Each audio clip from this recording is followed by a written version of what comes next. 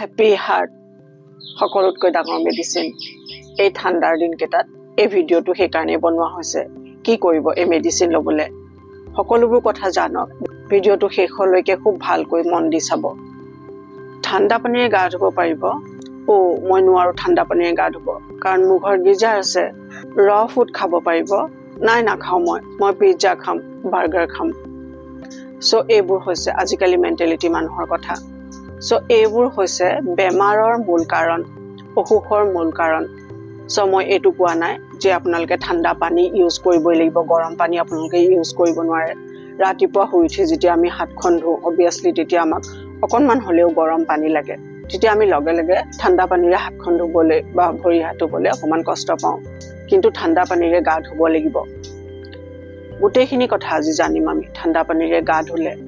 cold exposure ল'লে আমাৰ benefit কেনেকুৱা হয় গোটেইখিনি কথা জানিম হেল্ল' অল ঠাণ্ডা পানীৰে গা ধুলে কি হয় গাত শক লাগে হয়নে যেতিয়া আমি গাত ঠাণ্ডা পানী ঢালি দিওঁ আমাৰ গাত শক লাগে মানে এটা ঝটকা লাগে সো আপোনালোকে জানেনে এই ঠাণ্ডা পানীৰে গা ধোৱাটো আমাৰ শৰীৰৰ কাৰণে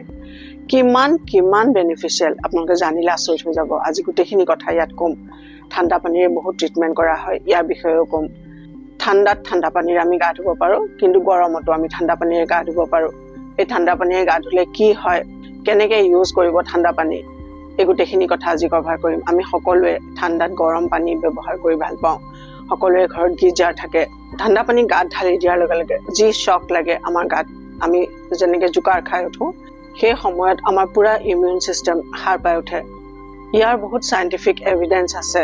কোল্ড এক্সপ'জাৰ দিলে শৰীৰৰ ইনফ্লেমেশ্যন ৰিডিউচ হয় আমাৰ মেটাবলিজম বুষ্ট কৰে এনেকুৱাও হ'ব পাৰে আপোনালোকে জানি আচৰিত হ'ব মানুহৰ শৰীৰৰ যিকোনো টিউমাৰ কোল্ড এক্সপ'জাৰ লোৱাৰ কাৰণে 80%লৈকে কমি যাব পাৰে নৰেপিনেফ্ৰিন নামৰ এক কেমিকেল থাকে আমাৰ শৰীৰত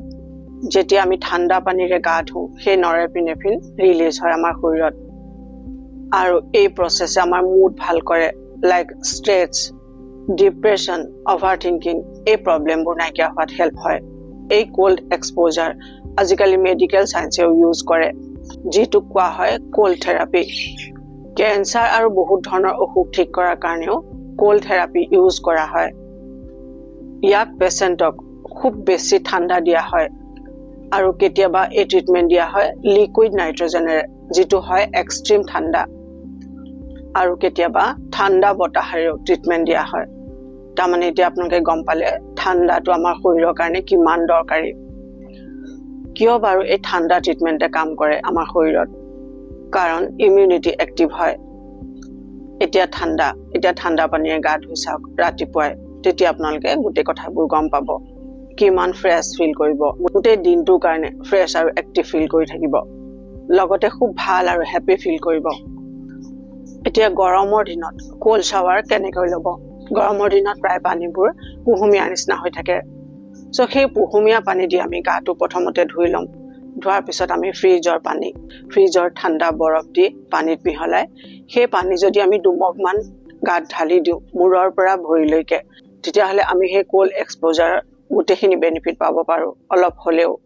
এই প্ৰচেছে আপোনাৰ ইমিউনিটি বুষ্ট কৰিব আৰু এটা প্ৰচেছ কৰিব পাৰে যিটো হৈছে অকল মুখখনত আজিকালি আপোনালোকে নিশ্চয় দেখিছে অকল মুখত বৰফ দিয়া হয় এটা বল ল'ব তাত ফ্ৰিজৰ পানী লগতে বৰফ দিব আৰু সেই বলত আপোনাৰ মুখখন পুৰা ঢাকি যোৱাকৈ সেই বলত আপুনি মুখখন ডিপ কৰিব যিমানখিনি আপুনি সহ্য কৰিব পাৰে সিমানখিনিলৈকে থাকিব তাৰপিছত মুখখন আকৌ উঠাই দিব ঠিক তেনেকৈ কেইবাবাৰো কৰি চাওক আপোনাৰ মুখৰ ব্লাড চাৰ্কুলেশ্যন খুব ভাল হ'ব আৰু অলপ হ'লেও কোল্ড এক্সপ'জাৰ বেনিফিট আপুনি পাব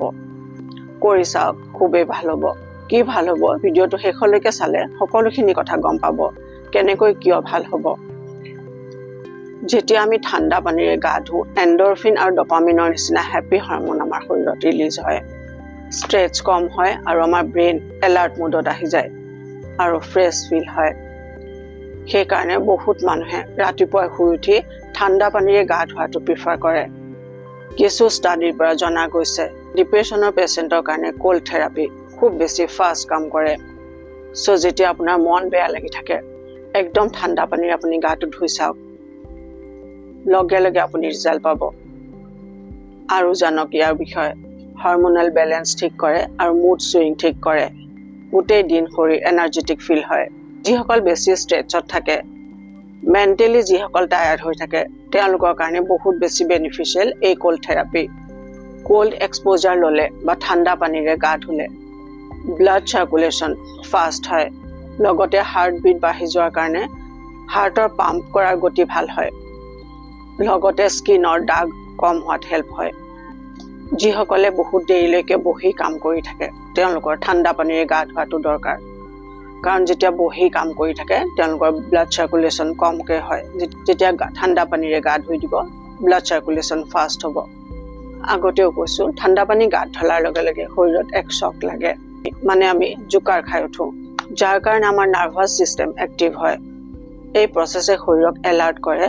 আৰু আমাৰ ইমিউন ছিষ্টেমে খুব ফাষ্ট কাম কৰে আৰু এই কোল্ড এক্সপ'জাৰে ইনফেকশ্যনৰ লগত ফাইট কৰি আমাৰ শৰীৰটো ছেফ ৰাখে ৰেগুলাৰ ৰাতিপুৱা ঠাণ্ডা পানীৰে গা ধুলে জ্বৰ চৰ্দি কাহ এই বস্তুবোৰ কম হয় লগতে ষ্ট্ৰেছ হৰম'ন কৰ্টিচল কম হয় ৱেইট কম কৰিব বিচৰা সকলৰ কাৰণে ঠাণ্ডা পানীৰে গা ধোৱাটো হেল্পফুল হ'ব পাৰে কাৰণ গুড ফেট এক্টিভেট হৈ শৰীৰৰ কেলৰি এনাৰ্জিলৈ কনভাৰ্ট হোৱাত হেল্প হয় ইয়াৰ উপৰিও মেটাবলিজম বুষ্ট হোৱাৰ কাৰণে ডাইজেশ্যন ভাল হয়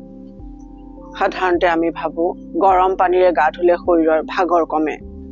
টু চাম এক্সটেণ্ট এইটো শুদ্ধ হ'ব পাৰে কিন্তু 50 বা 60 ডিগ্ৰী চেলচিয়াছ পানীৰে গা ধুলে বহুত বেছি বেনিফিট দিব পাৰে